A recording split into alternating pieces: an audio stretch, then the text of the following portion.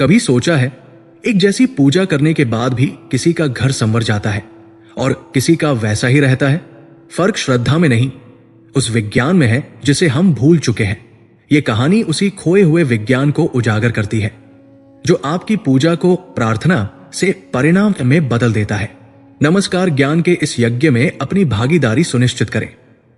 Video को like करें, भैरव बाबा channel को सब्सक्राइब करके हमारे साथ जुड़ें और कमेंट में जय श्री राम लिखकर अपनी आहुति दें। आइए आरंभ करें। नवरात्रि का आगमन केवल एक पंचांग की तिथि का बदलना नहीं है, यह ब्रह्मांड की चेतना में एक गहरा और लयबद्ध परिवर्तन है। शरद ऋतु की हल्की सहरन जब प्रकृति के कण-कण में व्याप्त होने लगती है, जब आकाश का नीला रंग और भी गहरा हो जाता है और हवा में एक अनकही पवित्रता घुल जाती है, तब समझ लीजिए कि मां भगवती के आगमन की घड़ी निकट आ चुकी है। यह वो समय है जब ब्रह्मांड अपने ऊर्जा के स्रोत को पृथ्वी की ओर प्रवाहित करने के लिए तैयार होता है और हम साधारण मनुष्य अपने घरों को, अपने शरीरों को और अपनी चेतना को उस दिव्य ऊर्जा को ग्रहण करने के लिए एक पात्र की भांति तैयार करते हैं। अधिकांश लोग इस तैयारी का अर्थ केवल बाहरी स्वच्छता, नए वस्त्र और पूजा सामग्री के संग्रह तक ही सीमित समझ लेते हैं। वे कलश स्थापित करते हैं, मूर्ति को सजाते हैं, विधि विधान से दिया जलाते हैं और मंत्रों का पाठ आरंभ कर देते हैं, परंतु वे उस सबसे आधारभूत सत्य से अनभिज्ञ रह जाते हैं जो इस पूरी प्रक्रिया की आत्मा है, ऊर्जा का विज्ञान। नवरात्रि का पहला चरण, जिसे प्रतिपदा कहा जाता है, केवल कलश स्थापना का दिन नहीं है। यह आपके भौतिक घर को एक जीवंत मंदिर में रूपांतरित करने की एक गहन वैज्ञानिक और आध्यात्मिक प्रक्रिया का आरंभ है। ये उस दिव्य शक्ति को, उस आदिमाया को अपने जीवन में आमंत्रित करने, उसे स्थापित करने और उसे अपने भीतर आत्मसात करने का विज्ञान है।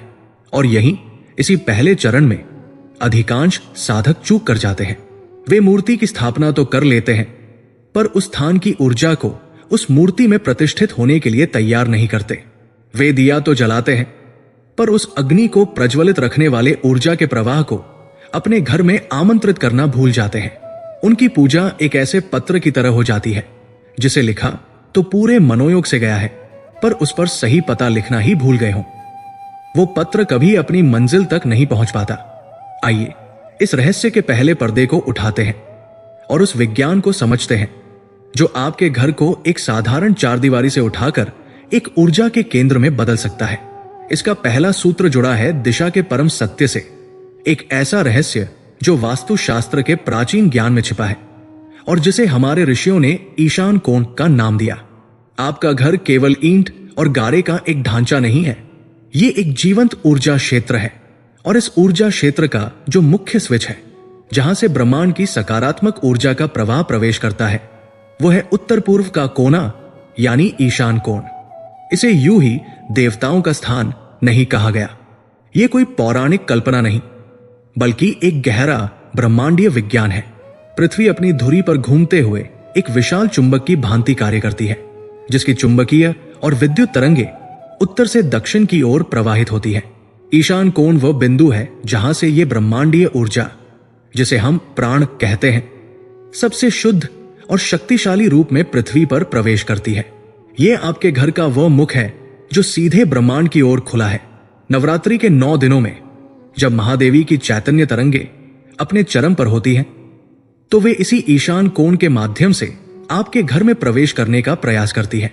अब कल्पना कीजिए कि आपने अपने घर के उस मुख्य द्वार को ही बंद कर रखा है या उसके सामने कूड़े का ढेर लगा दिया है। क्या कोई सम्मानित अतिथि आपके घर में प्रवेश कर पाएगा? असंभव। ठीक यही हम अनजाने में तब करते हैं जब हमारे घर का ईशान कोण अशुद्ध होता है, बंद होता है, या वहां कोई भारी सामान जैसे अलमारी या स्टोर रूम बना होता है। सबसे भयावह स्थिति तब होती है जब इस दिशा में शौचालय बना हो। यह केवल एक वास्तु दोष नहीं है, यह एक आध्यात्मिक अपराध है। यह उस दिव्य ऊर्जा के प्रवाह पर ताला लगाने जैसा है जिसके लिए आप इतनी पूजा अर्चना कर रहे हैं। आप एक ओर देवी को बुलाने के लिए घंटियां बजा रहे हैं और दूसरी ओर आपने उनके आने का मार्ग ही अवरुद्ध कर रखा है। यह एक ऐसा विरोधाभास है जो आपकी पूजा के संपूर्ण फल को शून्य कर सकता है, आपकी प्रार्थनाओं को ब्रह्मांड में भटकने के लिए विवश कर सकता है। आपकी साधना उस पौधे की तरह हो जाती है जिसे आपने लगाया तो है, पर उसकी जड़ों तक पानी पहुंचने का मार्ग बंद कर दिया है। वो पौधा कुछ दिन हरा दिखेगा, पर अंततः सूख जाएगा। तो इसका उपाय क्या है? समाधान अत्यंत सरल पर उतना ही गहरा है। नवरात्रि की पूजा आरंभ करने से भी पहले आपका पहला संकल्प होना चाहिए अपने घर के ईशान कोण को मुक्त करना। उस कोने में रखा हर भारी सामान, हर अनावश्यक वस्तु हटा दीजिए। उसे पूरी तरह से खाली और स्वच्छ कीजिए। स्वयं अपने हाथों से उस स्थान की सफाई कीजिए, मानो आप किसी मंदिर के गर्भगृह को स्वच्छ कर रहे हों। इसके बाद पवित्र गंगाजल लेकर, या यदि वो उपलब्ध न हो तो शुद्ध जल में कुछ तुलसी की पत्तियां डालकर उस पूरे कोने में छिड़काव कीजिए। ये केवल जल का छिड़काव नहीं, ये उस स्थान की नकारात्मक स्मृतियों और ऊर्जा के छापों का शोधन है। जब आपको अनुभव हो कि वह कोना अब भौतिक और सूक्ष्म दोनों स्तरों पर स्वच्छ हो चुका है, तब वहां एक तांबे का पात्र स्थापित करें। तांबा, जिसे शुद्ध धातु माना जाता है, सकारात्मक ऊर्जा को अपनी ओर आकर्षित करने और उसे संग्रहित करने की अद्भुत क्षमता रखता है। उस पात्र को शुद्ध जल से भर दीजिए और उसमें कुछ ताजे पुष्प, विशेषकर पीले या श्वेत पुष्प डाल दीजिए। यह छोटा सा दिखने वाला कार्य एक अत्यंत शक्तिशाली ऊर्जा यंत्र का निर्माण करता है। जल ऊर्जा का संवाहक है और पुष्प अपनी सुगंध और सौंदर्य से उस ऊर्जा को स्पंदित करते हैं। यह क्रिया आपके घर के बंद पड़े ऊर्जा द्वारों को खोलने की कुंजी है। जिस क्षण आप ये करते हैं, आप अनुभव करेंगे कि आपके घर की हवा में एक विचित्र सी शीतलता, एक हल्कापन और एक पवित्रता घुल गई है। आपने देवी के स्वागत के लिए मुख्य द्वार खोल दिया है। अब जब ऊर्जा के प्रवेश का मार्ग खुल चुका है, तो दूसरा महत्वपूर्ण प्रश्न उठता है, इस ऊर्जा को प्रज्वलित और सक्रिय कैसे किया जाए? इसका उत्तर छिपा है नवरात्रि के दूसरे सबसे महत्वपूर्ण प्रतीक अखंड ज्योति में। अखंड ज्योति केवल एक दिया नहीं है जिसे 9 दिनों तक जलाए रखना है। यह आपके घर के भीतर स्थापित किया गया एक छोटा सा सूर्य है। यह अग्नि के माध्यम से ऊर्जा के रूपांतरण का एक जीवंत विज्ञान है। ज्योतिष शास्त्र की दृष्टि से देखें तो यह ज्योति किसी साधारण दीपक का नहीं, बल्कि ब्रह्मांड के 2 सबसे शक्तिशाली ग्रहों सूर्य और मंगल का प्रतिनिधित्व करती है। सूर्य हमारी आत्मा का, हमारे सम्मान का, हमारे आत्मविश्वास और हमारी जीवन ऊर्जा का कारक है। वहीं मंगल हमारे साहस, हमारे पराक्रम, हमारी इच्छा शक्ति और शत्रुओं पर विजय पाने की क्षमता का प्रतीक है। जब आप अपने घर में अखंड ज्योति प्रज्वलित करते हैं, तो आप केवल एक दिया नहीं जला रहे होते, आप अपनी कुंडली के सूर्य और मंगल को बल प्रदान कर रहे होते हैं। आप अपनी आत्मा और अपने पराक्रम को जागृत कर रहे होते हैं। इसका रहस्य और भी गहरा हो जाता है जब हम इसके स्थापना के स्थान पर ध्यान देते हैं। अखंड ज्योति की स्थापना के लिए सर्वश्रेष्ठ स्थान है आग्नेय कोण, यानी दक्षिण पूर्व की दिशा। वास्तुशास्त्र में यह दिशा अग्नि तत्व का स्थान है। जब आप अग्नि के प्रतीक ज्योति को अग्नि के ही स्थान आग्नेय कोण पर स्थापित करते हैं, तो आप एक शक्तिशाली ऊर्जा सर्किट का निर्माण करते हैं। यह अग्नि पर अग्नि का सिद्धांत है, जो उस स्थान की ऊर्जा को कई गुना बढ़ा देता है। आग्नेय कोण का संबंध ज्योतिष में शुक्र ग्रह से भी है, जो हमारे जीवन में सुख, समृद्धि, भौतिक ऐश्वर्य और संबंधों का कारक है। जब इस दिशा में अखंड ज्योति की पवित्र अग्नि निरंतर प्रज्वलित रहती है, तो यह आपके जीवन से जुड़ी आर्थिक बाधाओं, शुक्र के नकारात्मक प्रभाव और आपके ज्ञातज्ञात शत्रुओं मंगल के नकारात्मक प्रभाव को धीरे धीरे भस्म करना आरंभ कर देती है। यह अग्नि एक सुरक्षा कवच की भांति कार्य करती है, जो नकारात्मक शक्तियों को आपके घर में प्रवेश करने से रोकती है। यदि आपकी अखंड ज्योति बिना किसी स्पष्ट कारण के बार बार बुझ जाती है, तो यह केवल हवा का झोंका नहीं, यह एक गंभीर संकेत है। यह इस बात की ओर इशारा करता है कि आपके घर की आग्नेय दिशा में कोई गंभीर वास्तु दोष है, कोई ऐसी नकारात्मक ऊर्जा है जो उस पवित्र अग्नि को सहन नहीं कर पा रही है। यह एक चेतावनी है जिस पर तुरंत ध्यान देने की आवश्यकता है। इस अखंड ज्योति के पीछे एक अत्यंत गूढ़ पौराणिक कथा संकेत देती है। जब महिषासुर के आतंक से त्रिलोक कांप उठा था, जब उसने देवताओं को पराजित कर स्वर्ग पर अधिकार कर लिया था, तब सभी देवता हताश और शक्तिहीन हो गए थे। उनके भीतर की अग्नि, उनका तेज, उनका पराक्रम समाप्त हो चुका था। उस अंधकार के क्षण में वे सभी त्रिदेवों के पास पहुंचे। तब ब्रह्मा, विष्णु और महेश के क्रोध से एक दिव्य ऊर्जा प्रकट हुई। फिर एक एक करके सभी देवताओं ने अपनी अपनी शक्तियों को, अपने अपने तेज को, अपनी ऊर्जाग्नि को उस एक बिंदु पर केंद्रित किया। इंद्र का वज्र, सूर्य का तेज, चंद्रमा की शीतलता, यम का दंड, सब कुछ एकाकार होकर एक ऐसे महातेजस्वी ज्योति पुंज में बदल गया जिसकी ज्वालाएं तीनों लोकों को प्रकाशित कर रही थी। उसी दिव्य ज्योति पुंज से मां भगवती दुर्गा का प्राकट्य हुआ। आपके घर में जल रही वो छोटी सी अखंड ज्योति उसी आदि शक्ति के प्राकट्य का, उसी दिव्य ऊर्जा पुंज का प्रतीक है। वो आपको निरंतर ये स्मरण दिलाती है कि जब आप अपनी संपूर्ण चेतना और श्रद्धा को एक बिंदु पर केंद्रित करते हैं तो आपके भीतर भी उसी दिव्य शक्ति का जागरण संभव है। ऊर्जा को घर में प्रवेश का मार्ग मिल गया, उसे प्रज्वलित करने का साधन भी स्थापित हो गया। अब तीसरा और अंतिम चरण है इस ऊर्जा के प्रवेश द्वार को सुरक्षित और पवित्र करना। यह प्रवेश द्वार है आपके घर का मुख्य द्वार। हम अक्सर इस पर ध्यान नहीं देते, पर आपके घर का मुख्य द्वार केवल लोगों के आने जाने का रास्ता नहीं है। ये आपके भाग्य, आपके अवसरों और स्वयं मां लक्ष्मी के आगमन का मार्ग है। नवरात्रि के पवित्र दिनों में इसे सूना, अंधकारमय और अपवित्र छोड़ना सबसे बड़ी भूलों में से एक है। ये ऐसा है मानो आपने अतिथि को निमंत्रण तो भेज दिया, पर जब वो आपके द्वार पर आया तो आपने दरवाजा ही नहीं खोला। तो इस भाग्य द्वार को कैसे सक्रिय और पवित्र किया जाए? इसका पहला उपाय है स्वास्तिक का चिन्ह। 9 दिनों तक प्रतिदिन स्नान के पश्चात अपने घर के मुख्य द्वार की देहरी के दोनों ओर सिंदूर से स्वास्तिक का चिन्ह बनाएं। स्वास्तिक कोई साधारण चिन्ह नहीं, ये एक शक्तिशाली ज्यामितीय यंत्र है।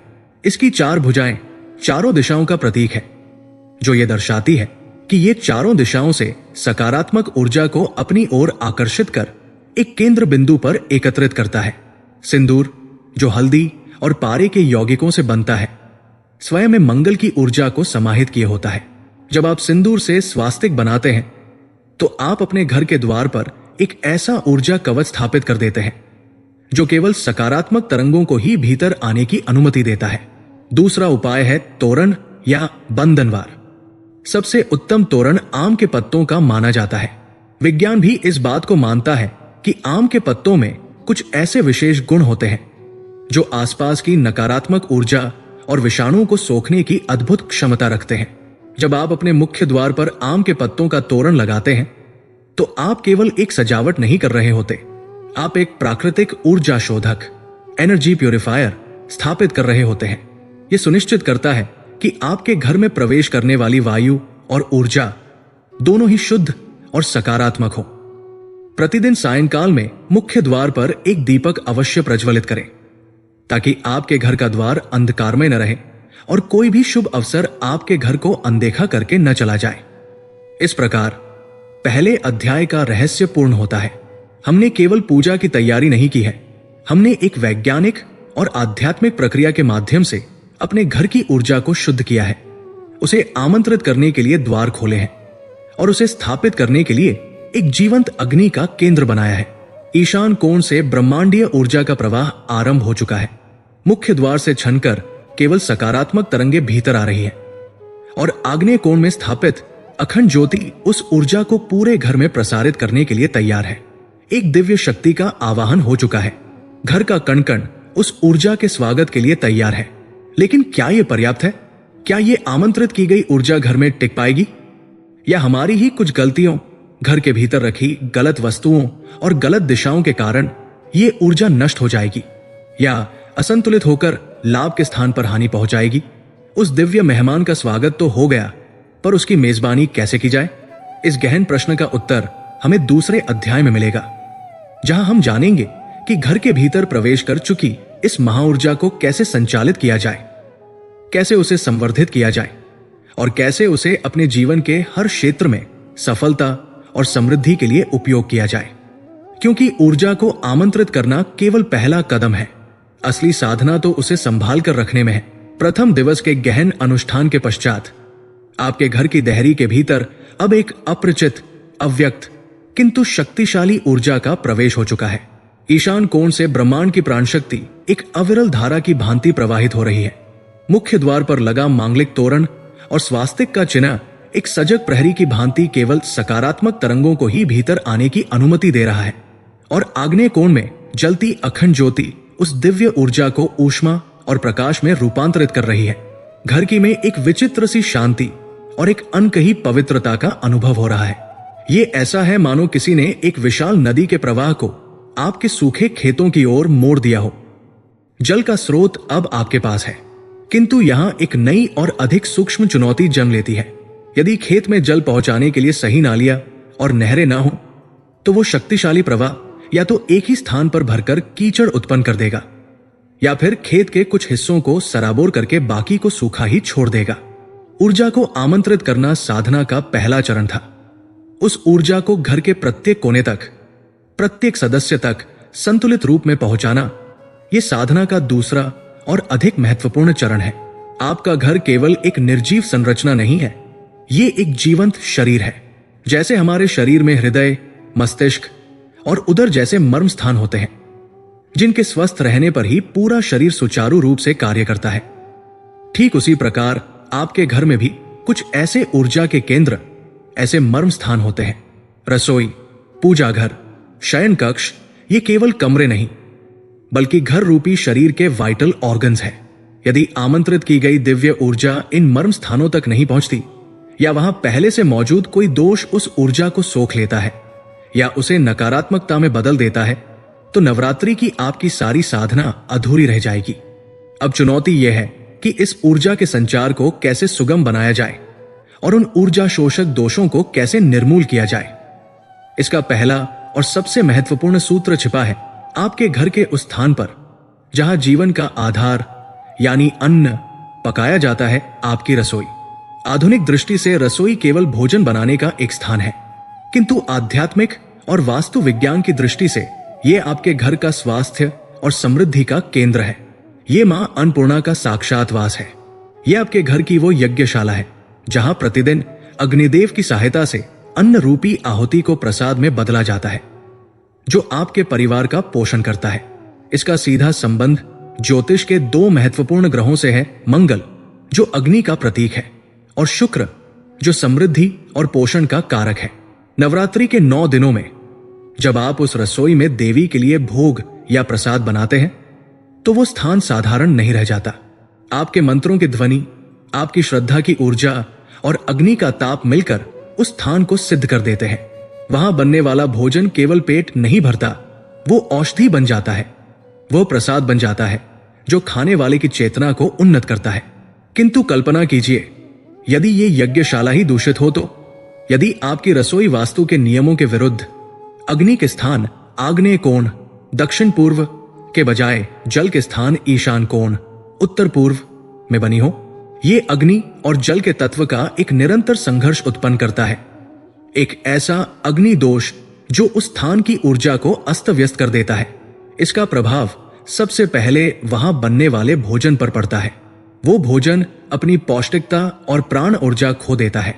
ऐसे घर में रहने वाले सदस्यों का स्वास्थ्य धीरे धीरे गिरने लगता है। पाचन संबंधी समस्याएं उत्पन्न होती हैं और मन में अकारण ही क्रोध और चिड़चिड़ापन बढ़ने लगता है। यदि रसोई में गंदगी रहती है, रात के जूठे बर्तन सिंक में पड़े रहते हैं, तो ये सीधे सीधे मां अन्नपूर्णा का अपमान है। ये शुक्र ग्रह को कमजोर करता है, जिससे घर की बरकत समाप्त हो जाती है और दरिद्रता का वास होने लगता है।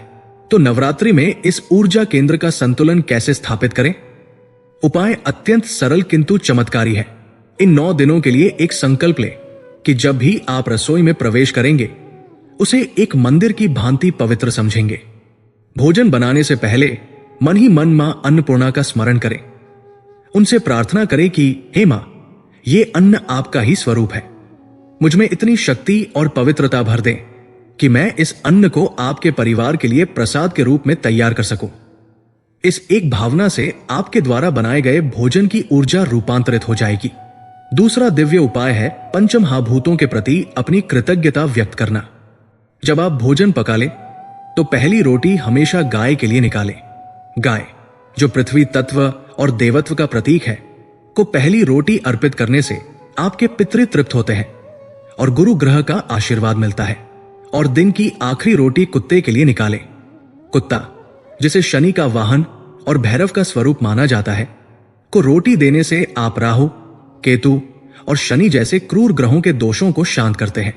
यह छोटा सा कार्य आपके परिवार के ऊपर आने वाले आकस्मिक संकटों और दुर्भाग्य के लिए एक सुरक्षा कवच का निर्माण करता है। तीसरा और सबसे महत्वपूर्ण उपाय है रसोई की नकारात्मक ऊर्जा का शोधन। एक छोटे से कांच के पात्र में सेंधा नमक भरकर रसोई के किसी कोने में रख दें। सेंधा नमक में वातावरण की नकारात्मक ऊर्जाओं, विशेषकर कलह और बीमारी से उत्पन्न होने वाली तरंगों को सोखने की अद्भुत क्षमता होती है। आप देखेंगे कि कुछ ही दिनों में उस नमक का रंग बदलने लगेगा या वो गीला हो जाएगा। ये इस बात का प्रमाण है कि उसने अपना कार्य कर दिया है। नवमी के दिन उस नमक को मौन भाव से बहते हुए जल में प्रवाहित कर दें। यह छोटा सा उपाय आपकी रसोई को एक अभेद्य ऊर्जा कवच प्रदान करेगा। जब घर का पोषण केंद्र ऊर्जावान हो गया, तब अगला चरण है इस ऊर्जा को घर के कोने कोने तक पहुंचाना। ऊर्जा का सबसे तीव्र और शक्तिशाली स्वरूप है ध्वनि। प्राचीन काल से ही हमारे मंदिरों में घंटियों और शंख की ध्वनि को इतना महत्व क्यों दिया गया है? यह केवल एक धार्मिक परंपरा नहीं, यह वातावरण की शुद्धि का एक गहरा वैज्ञानिक रहस्य है। हमारा पूरा ब्रह्मांड एक सतत कंपन की अवस्था में है।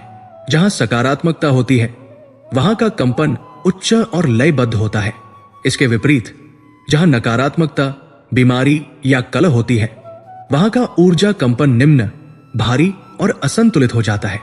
यह नकारात्मक ऊर्जा विशेष रूप से घर के उन कोनों में एकत्रित होती है जहां अंधेरा रहता है, जहां हवा का प्रवाह कम है या जहां पुराना अप्रयुक्त सामान पड़ा रहता है। यह स्थिरता दोष उत्पन्न करती है। एक ऐसी ऊर्जा जो आपके जीवन में भी ठहराव ले आती है। आपकी उन्नति रुक जाती है, काम बनते बनते बिगड़ जाते हैं और घर में एक प्रकार की उदासी और आलस्य का वातावरण बन जाता है।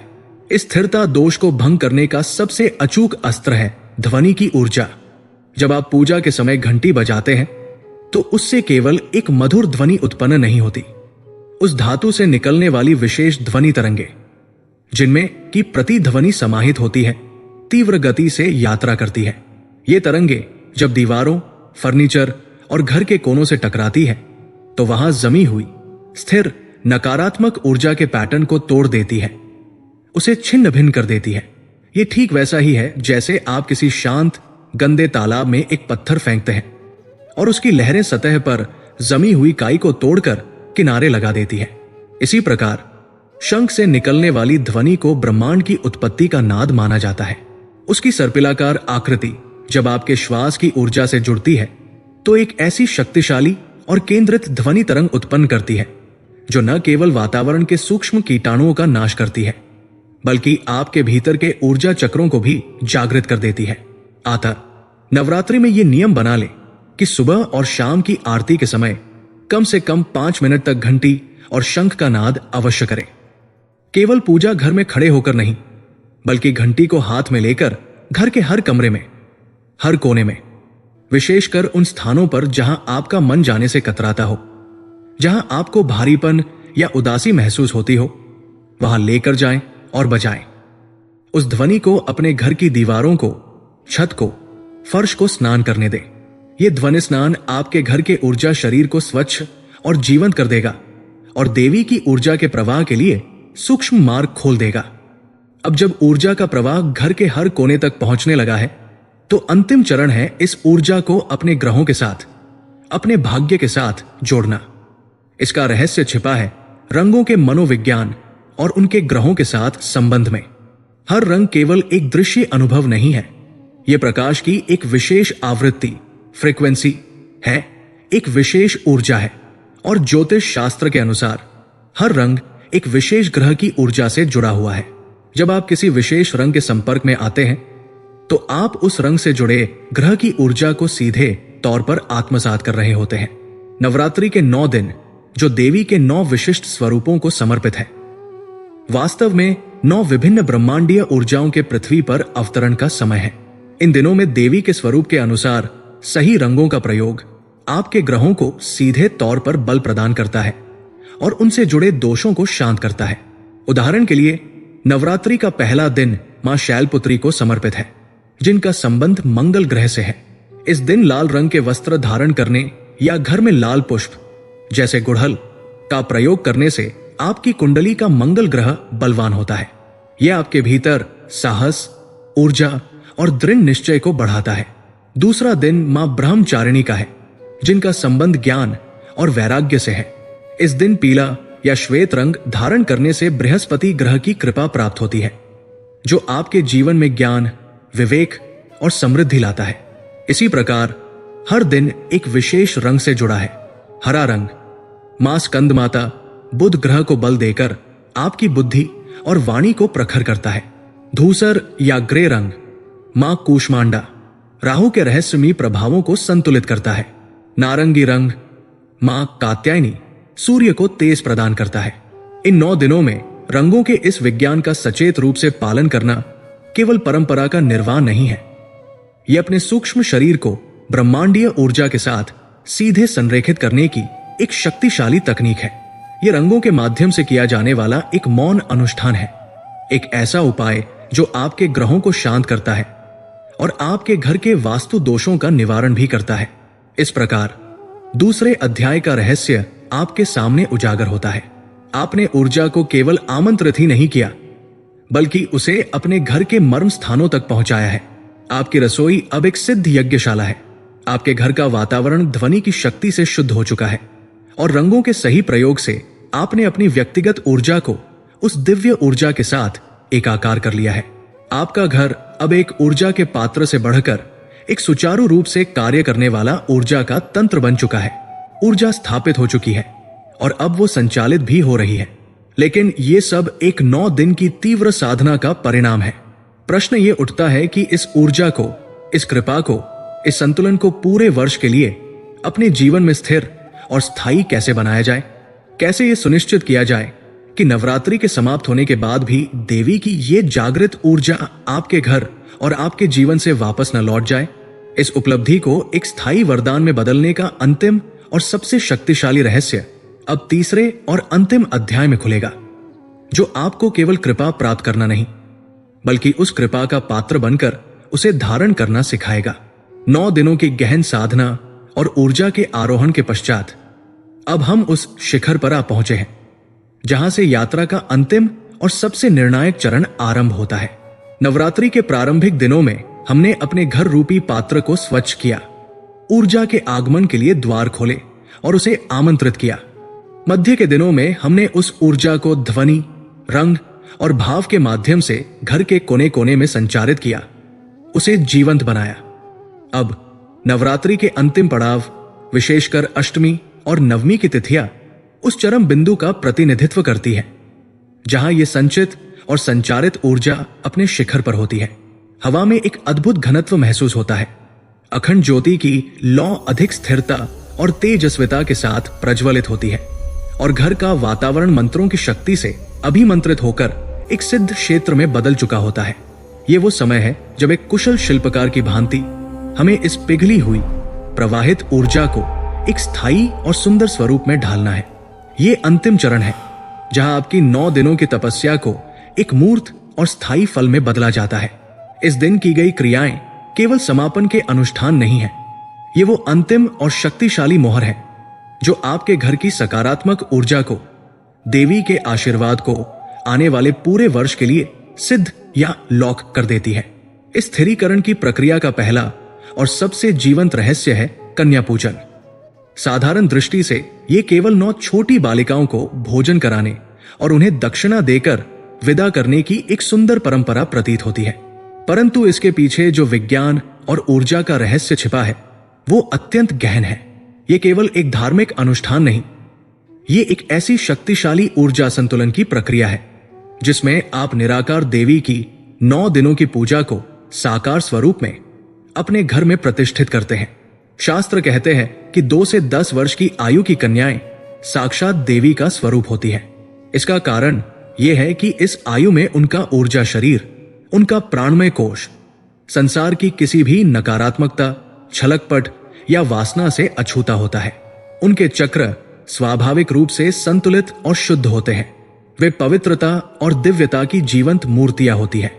जब आप 9 कन्याओं को अपने घर में आमंत्रित करते हैं तो आप वास्तव में मां दुर्गा के 9 स्वरूपों शैलपुत्री, ब्रह्मचारिणी, चंद्रघंटा, कूष्मांडा, स्कंद माता, कात्यायनी, कालरात्रि, महागौरी और सिद्धिदात्री को एक साथ अपने घर में बुला रहे होते हैं। अब उस गहरे सत्य को समझिए जो इस प्रक्रिया के दौरान घटित होता है। जिस क्षण वे नन्हे चरण आपके घर की देहरी को लांघते हैं, एक अद्भुत ऊर्जा का रूपांतरण आरंभ हो जाता है। उनके आगमन से पहले आप उनके चरण धोते हैं। ये केवल आदर का प्रतीक नहीं, ये एक गहरा आध्यात्मिक कृत्य है। हमारे पैर ऊर्जा के विनिमय का एक प्रमुख केंद्र होते हैं। जब आप श्रद्धा पूर्वक उनके चरणों का प्रक्षालन करते हैं तो आप न केवल अपने अहंकार का विसर्जन करते हैं, बल्कि आप उनकी शुद्ध और सात्विक ऊर्जा को सीधे तौर पर ग्रहण करते हैं। वो जल जिससे उनके चरण धोए गए हैं साधारण जल नहीं रह जाता, वो एक शक्तिशाली तीर्थ बन जाता है। जब ये कन्याएं आपके घर के भीतर चलती फिरती हैं, जब उनकी खिलखिलाहट और निश्चल बातें घर की दीवारों से टकराती हैं, तो ये केवल एक बाल सुलभ क्रीड़ा नहीं होती, ये एक अत्यंत शक्तिशाली ऊर्जा शुद्धिकरण यज्ञ के समान है। उनकी ध्वनि की पवित्र तरंगे, उनकी उपस्थिति की सकारात्मकता आपके घर के कोनों में जमी हुई महीनों और वर्षों की स्थिर नकारात्मक और कलपूर्ण ऊर्जा को जड़ से उखाड़ फेंकती है। उनका स्पर्श आपके घर की धरती को, आपके फर्श को सिद्ध कर देता है। वे चलती फिरती देवियां होती है जिनकी उपस्थिति मात्र से आपके घर का वास्तु दोष शांत होने लगता है। इस अनुष्ठान की शक्ति को चरम तक पहुंचाने के लिए कुछ विशेष बातों का ध्यान रखना अनिवार्य है। कन्याओं को भोजन कराने के लिए उन्हें भूमि पर आसन बिछाकर या लकड़ी के पाटे पर पूर्व दिशा की ओर मुख करके बिठाएं।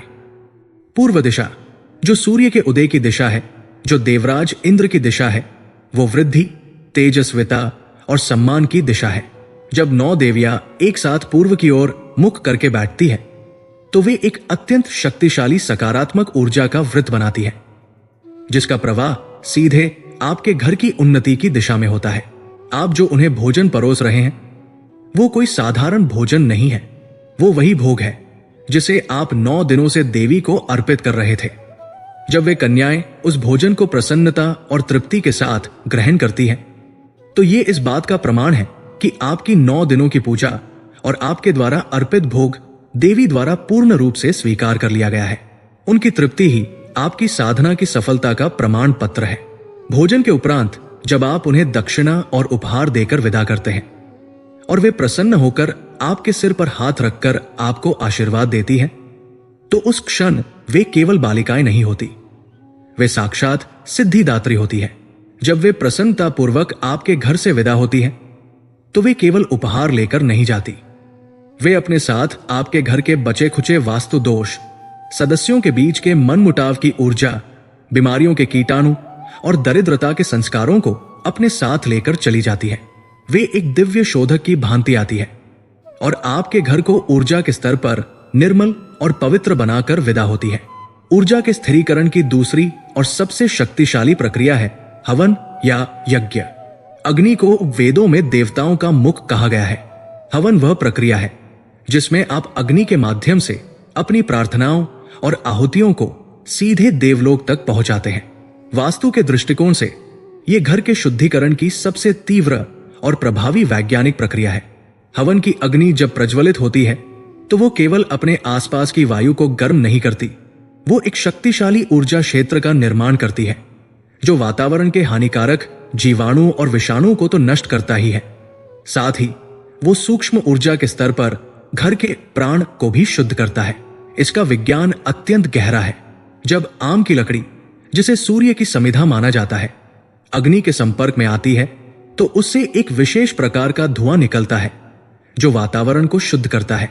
जब आप उसमें गाय का शुद्ध घी डालते हैं जो चंद्रमा और शुक्र की ऊर्जा का प्रतीक है, तो अग्नि और भी प्रज्वलित हो उठती है।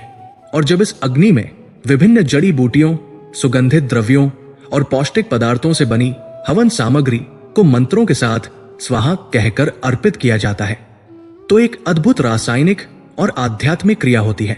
कपूर, गुग्गुल, चंदन और अन्य जड़ी बूटियों के जलने से जो सुगंध और ऊर्जा उत्पन्न होती है, वो घर के उन कोनों में भी प्रवेश कर जाती है जहां प्रकाश भी नहीं पहुंच पाता। ये ऊर्जा वहां चिपकी हुई जिद्दी और पुरानी नकारात्मक ऊर्जा को, जिसे कोई और उपाय नहीं हटा सकता, जड़ से समाप्त कर देती है। हवन का धुआं केवल धुआं नहीं है, ये मंत्रों से अभिमंत्रित एक ऊर्जा कवच है। जब यह धुआं घर की दीवारों, छत और हर वस्तु पर अपनी एक सूक्ष्म परत चढ़ा देता है, तो वो घर आने वाले कई महीनों के लिए बाहरी नकारात्मक शक्तियों, बुरी नजर और किसी भी प्रकार के ऊर्जा आक्रमण से सुरक्षित हो जाता है। अष्टमी या नवमी के दिन अपनी 9 दिनों की साधना की पूर्णाहुति के रूप में किया गया एक छोटा सा हवन भी आपके घर को पूरे वर्ष के लिए एक अभेद्य आध्यात्मिक किले में बदल देता है। अब आता है इस साधना का अंतिम और सबसे मार्मिक चरण, उस ऊर्जा को प्रसाद रूप में ग्रहण करना और सहेजना। 9 दिनों तक आपके पूजा स्थान में रखा वो कलश, वो केवल एक मिट्टी या धातु का पात्र नहीं है। 9 दिनों तक अखंड ज्योति के सानिध्य में मंत्रों की ध्वनि तरंगों को आत्मसात करते हुए और देवी की सूक्ष्म उपस्थिति को धारण करते हुए उसके भीतर रखा जल अब साधारण जल नहीं रहा, वो अभिमंत्रित हो चुका है, वो तीर्थ बन चुका है। वह उस दिव्य ऊर्जा का एक तरल स्वरूप है जिसे आपने इतनी श्रद्धा से संचित किया है। पूजा के विसर्जन के बाद उस कलश का प्रयोग अत्यंत विवेक और श्रद्धा के साथ करना चाहिए। उस अभिमंत्रित जल को आम के पत्तों की सहायता से अपने पूरे घर में छिड़के, अपने मुख्य द्वार पर छिड़के, ताकि सुरक्षा और समृद्धि का मार्ग हमेशा खुला रहे। अपनी रसोई में छिड़के ताकि मां अन्नपूर्णा का वास बना रहे। अपने शयन कक्ष में छिड़के ताकि संबंधों में प्रेम और शांति रहे। और सबसे महत्वपूर्ण, अपनी तिजोरी, अपने गल्ले या उस स्थान पर अवश्य छिड़के जहां आप अपना धन रखते हैं। ये उस धन को शुद्ध करता है और उसमें दिव्यता का अंश जोड़ता है, ताकि वह धन अच्छे कार्यों में व्यय हो और उसमें निरंतर वृद्धि हो। छिड़कने के बाद बचे हुए जल को भूलकर भी नाली में या किसी अशुद्ध स्थान पर न फेंके। उसे अपने घर में लगे तुलसी के पौधे में या किसी अन्य पवित्र वृक्ष की जड़ में अर्पित कर दे। ये उस ऊर्जा को पुनः प्रकृति में लौटाने का कार्य है, जिससे ऊर्जा का चक्र पूर्ण होता है। अब उस कलश के भीतर देखें, उसमें एक सिक्का और एक सुपारी रखी होगी। 9 दिनों तक ऊर्जा से आवेशित होने के बाद वे अब साधारण सिक्के और सुपारी नहीं रहे, वे समृद्धि के बीज बन चुके हैं। उस सिक्के और सुपारी को निकालकर एक स्वच्छ लाल वस्त्र में बांधकर अपनी तिजोरी या धन के स्थान पर रख दे। ये छोटा सा दिखने वाला बीज पूरे वर्ष आपके धन और संपत्ति में एक चुंबक की भांति वृद्धि करता रहेगा। इस प्रकार इन 3 अध्यायों की यात्रा अपने निष्कर्ष पर पहुंचती है। ये यात्रा केवल कुछ परंपराओं या रीति रिवाजों का पालन नहीं थी, ये ऊर्जा के उस गहन विज्ञान को समझने और उसे अपने जीवन में उतारने की एक साधना थी। पहले अध्याय में आपने ऊर्जा के विज्ञान को समझकर उसे अपने घर में आमंत्रित करना सीखा। दूसरे अध्याय में आपने उस ऊर्जा को घर के मर्म स्थानों तक पहुंचाकर उसे संचारित और संतुलित करना सीखा। और आज इस अंतिम अध्याय में आपने उस ऊर्जा को कन्या पूजन, हवन और कलश के प्रयोग से अपने कल्याण के लिए सिद्ध और स्थिर करना सीखा। यदि आप इन रहस्यों को केवल एक कहानी की तरह सुनकर भूल नहीं जाएंगे, बल्कि इन्हें समझकर श्रद्धा और विश्वास के साथ अपने जीवन में अपनाएंगे, तो मां दुर्गा की कृपा से आपका घर केवल ईंट पत्थरों का एक मकान नहीं, बल्कि सुख, शांति और समृद्धि का एक जीवंत मंदिर बन जाएगा। एक ऐसा मंदिर जिसकी नींव श्रद्धा है, जिसकी दीवारें सुरक्षा है और जिसकी छत में स्वयं मां भगवती का आशीर्वाद बरसता है, केवल इन 9 दिनों के लिए नहीं, बल्कि आने वाले हर एक दिन के लिए।